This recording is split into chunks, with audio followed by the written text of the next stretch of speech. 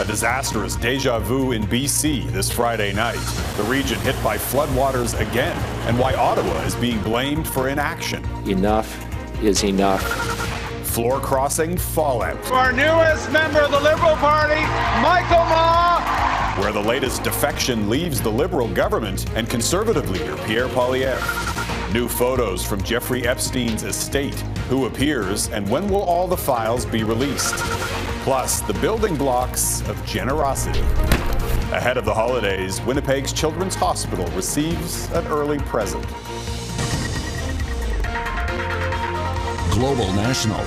Reporting tonight, Jeff Semple.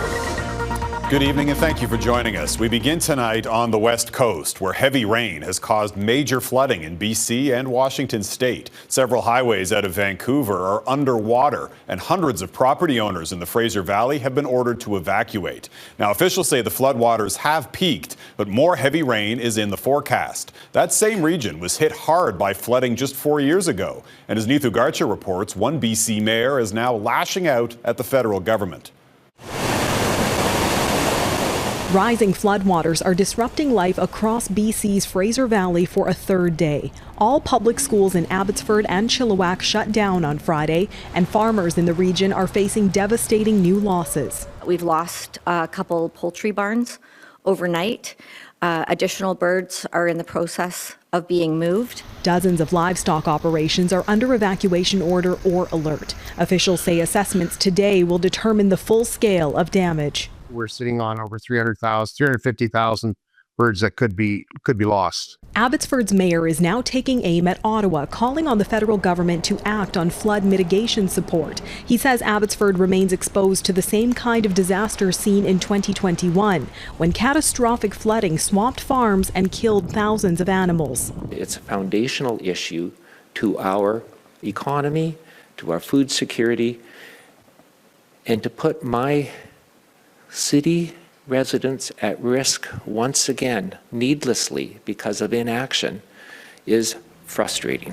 In response, the Liberal government highlighted changes to Canada's Disaster Financial Assistance Program, including the addition of a specific stream that will focus on long-term mitigation so communities can be more resilient and build back better following natural disasters. Enough is enough. We need action, and we need action now. Seaman says he wants Ottawa to elevate the cross-border flood risk with Washington State, where officials have declared a state of emergency.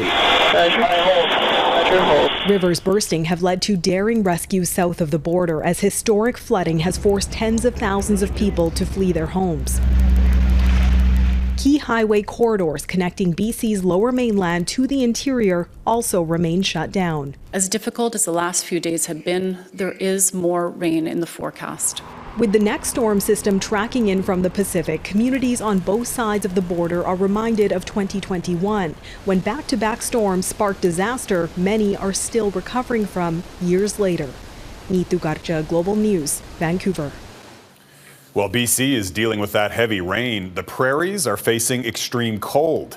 Environment Canada has issued warnings throughout parts of Manitoba, Saskatchewan, Alberta, and northern BC until at least tomorrow. With the wind chill, temperatures in Edmonton, Calgary, and Regina are plummeting down to -30 and even -40 degrees in some spots. That's still warmer than the Northwest Territories and Yukon, though, which saw wind chill values closing in on -50 today. And winter road conditions are being blamed for a crash in Alberta involving a bus carrying a youth hockey team. The bus went off the icy highway near Athabasca, north of Edmonton, crashing into a ditch through some trees. 2 teenagers, members of the Junior A hockey team, were rushed to hospital but are expected to be okay. Police say the other 15 people on board have bumps and bruises. Turning to Ottawa now and the fallout from last night's political bombshell. Just hours after Parliament shut down for the holidays, Michael Ma became the latest Conservative MP to cross the floor, joining Mark Carney's Liberals. The Prime Minister's government is now just 1 seat shy of a majority. Mackenzie Gray reports on the response from the Conservatives and voters. Mr. Ma. Just hours after voting against the government, Our newest member of the Liberal Party, Michael Ma received a hero's welcome from his new political family. All I want to say is Merry Christmas, Happy Holidays, and a great 2026 coming to all of you. Mark Carney getting what he wants from Santa this year. Conservative floor crossers putting the Liberals one seat away from a majority government. The Prime Minister met with Ma Thursday afternoon and the deal was sealed quickly. Carney hinting there could be others following. We welcomed over 300,001 new Liberals. The year's not over. Ma might have been a little tired meeting his new colleagues after dancing the night away at the Conservative Caucus Christmas party the night before, even getting a photo with Pierre Poilievre. Angry Conservative MPs have been pillaging Ma online, with one asking for him to return the Amazon Fire Stick Ma was gifted in the Conservative Party Secret Santa. Ma didn't respond to an interview request and his constituency office was closed. A riding Pierre Poilievre campaigned in multiple times with Ma, making his departure a shocker after spending much of last week dumping on the Liberals. How insulting it is to hardworking Canadians for the Liberals to create a macro situation where paychecks can't afford food and rent. The government House leader saying there are other frustrated Conservatives. Those who hang around Parliament Hill will know that those kinds of sentiments are regularly shared and whispered among Conservatives. Steve McKinnon didn't want to speculate if they'll find another floor crosser, but one Conservative MP Global News spoke with, Jeff, believes Carney will be able to convince other Tories to leave, which would give the Prime Minister the majority he wants, without needing to head to the polls. Mackenzie Gray in Ottawa. Thanks, Mac. And our chief political correspondent, David Akin, joins me now. So, David, Ma is now the third Conservative MP to quit in less than 6 weeks. What does all of that do to Pierre Poilievre's prospects heading into next month's Conservative leadership review? Well, you know, the interesting thing, Jeff, support for the Conservatives, and you pick your pollster, is still very strong. Anywhere from 36 to 40% of all Canadians would vote Conservative today, and that is just a few points behind the Liberals. But that's the party. Again, pick your pollster. Poilievre's personal popularity is weak among all voters and weakening among Conservative voters. Yesterday, Angus Reid Institute released a poll asking those Conservative voters if Poilievre should stay on as leader. Well, the good news for Poilievre, 58% said yes. The bad news, when Angus Reid asked the same question back in August, 68% said yes. So that's a 10-point drop in a few weeks, a few months. And now when pollsters crunch the numbers, Poilievre is clearly a drag on his party's popularity. And as you mentioned, Poilievre faces a leadership review in Calgary. It's going to happen at the end of January. Straight up question, do you want Poilievre as leader or is it time for him to go? And so if enough grassroots Conservatives conclude that Poilievre himself is the barrier preventing his party from picking up those 3 or 4 more points in the polls to overtake the Liberals, well, that Calgary vote becomes a lot more risky for Poilievre. All right. And David, the Liberals now just 1 seat shy of a majority. So how does this change the dynamic for the government moving forward?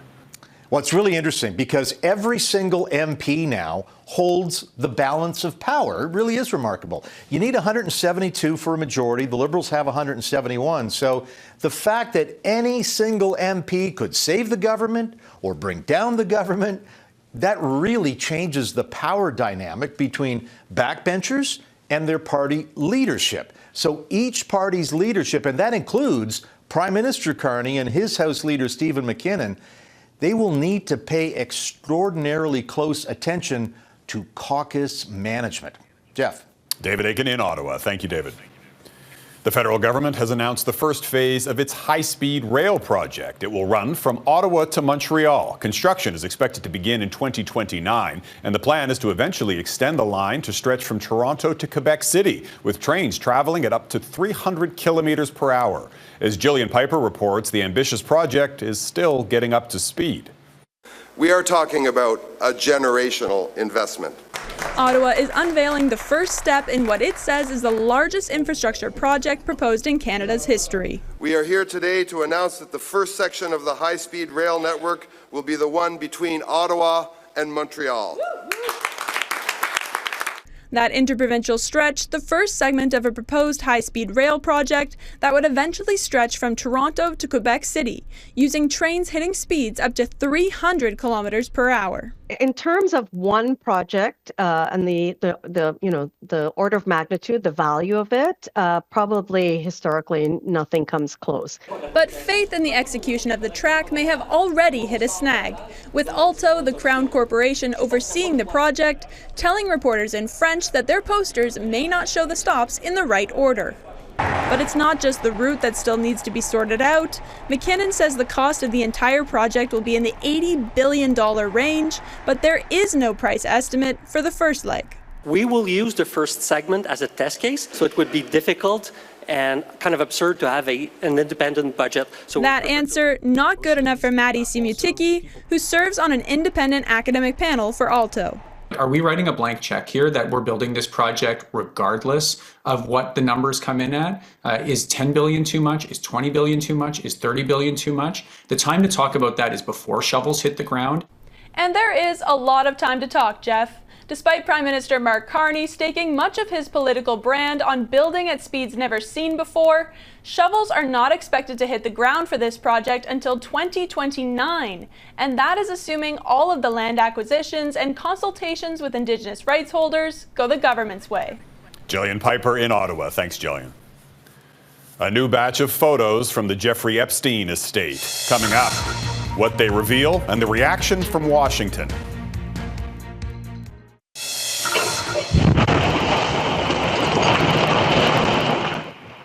Well, take a look at this doorbell camera video capturing a huge explosion that reduced 3 homes to rubble. It happened Thursday morning in a suburb of Oakland, California. 6 people were injured in the blast and are being treated in hospital. The gas company had been called to the scene before the explosion after a construction crew damaged an underground gas line. New photos from the Jeffrey Epstein estate have been released by congressional Democrats. The images offer more insight into Epstein's sphere of influence. They include more photos of the U.S. president, including a crude collection of condoms featuring Donald Trump's image. Heidi Petracek has the details, reaction, and when the full Epstein file is expected to be released. 19 images released by Democratic members of a Republican-led Congressional Oversight Committee offer a deeper glimpse into the life of late convicted sex offender Jeffrey Epstein, some showing who he hung out with, others of a sexualized nature.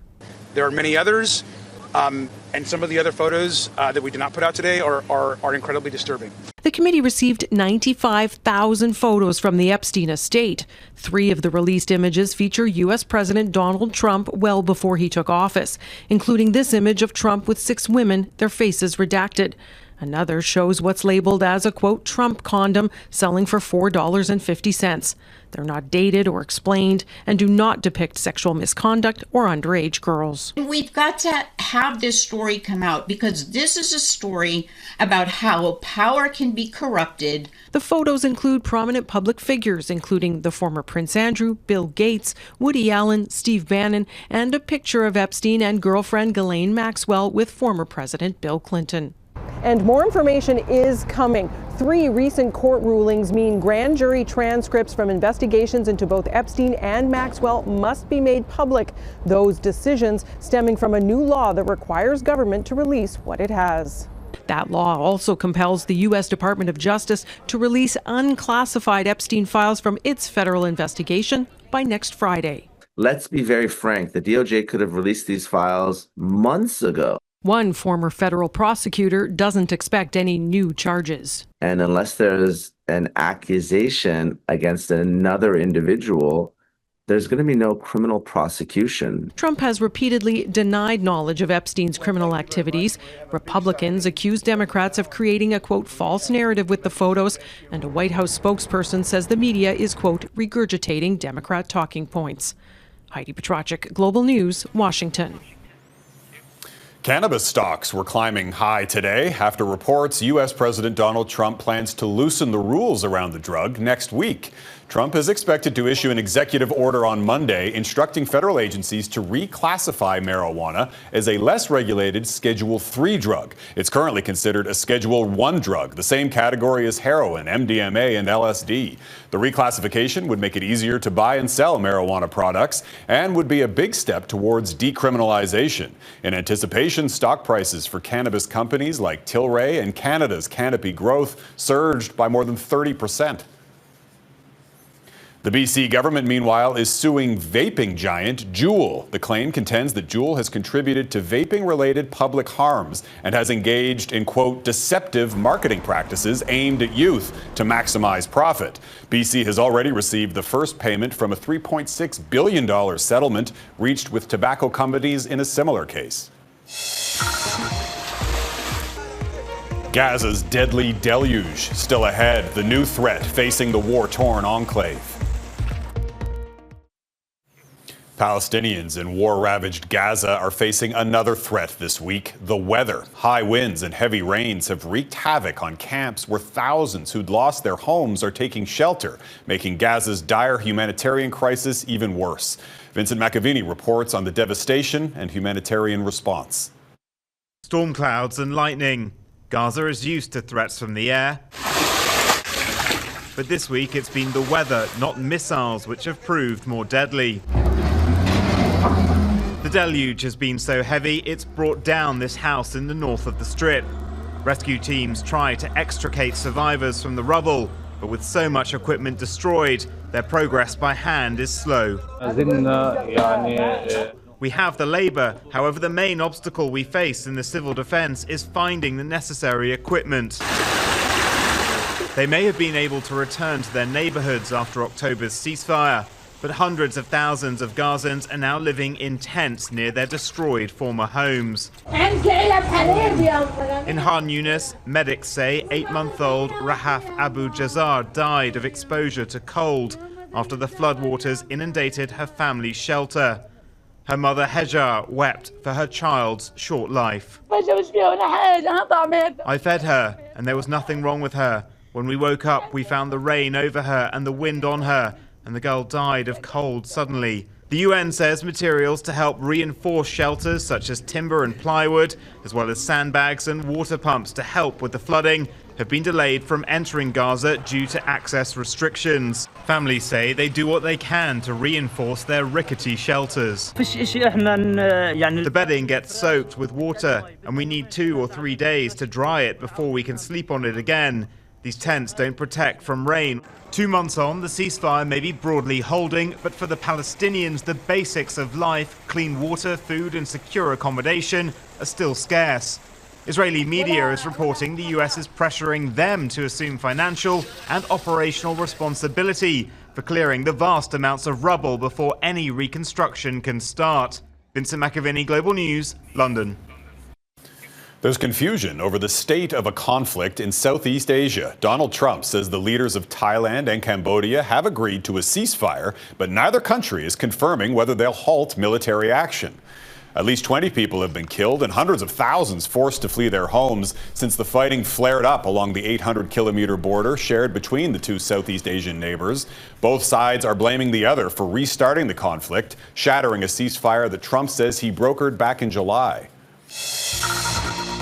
The building blocks of hope. Up next, the gift-giving tradition bringing holiday joy to a Manitoba hospital. Well, a group of Lego fanatics are providing an early Christmas present to sick children at a Winnipeg hospital. For more than a decade, they've been making a special December delivery. Daniel Moss reports on the campaign that's building holiday joy one brick at a time.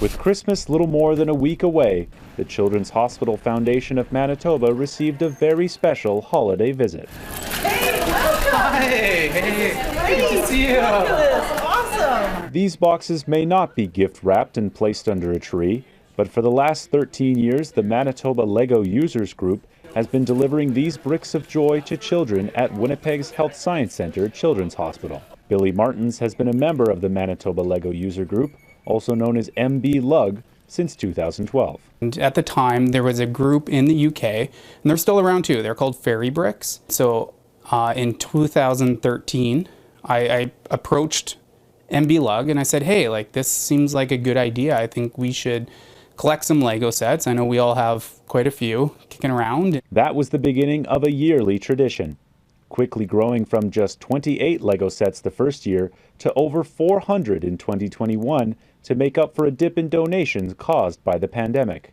Once we drop off this year's donations, it'll be over $38,000 retail value of Lego sets and about 2,300 Lego sets total that we've donated. Every December, we just look forward to seeing the Lego that they bring in because we know the hospital loves it and we know that the kids love the Lego. Oh yeah, we hear all the time stories on social media and stories from the families and from the staff about how much these types of things are appreciated by the kids. And just like Santa Claus, the members of MB Lug never get to see their gifts enjoyed in person, but the idea of the difference they're making is what keeps them going. We have friends that have literally had children in the hospital. And they're like, oh yeah, we got a Lego set. And they're like, yeah, that came from us, right? Like, it definitely hits home when you get that close story. And anything that can make the visit to the hospital a better experience for them is worth it. Daniel Moss, Global News, Winnipeg. And that is Global National for this Friday night. I'm Jeff Semple. Tonight's Your Canada is Edmonton. We love seeing your festive Canada photos, so please keep emailing them to globalnational@globalnews.ca. Thanks for watching. Chris Galis will be at the anchor desk with you tomorrow, and I'll see you again on Sunday. Have a great night.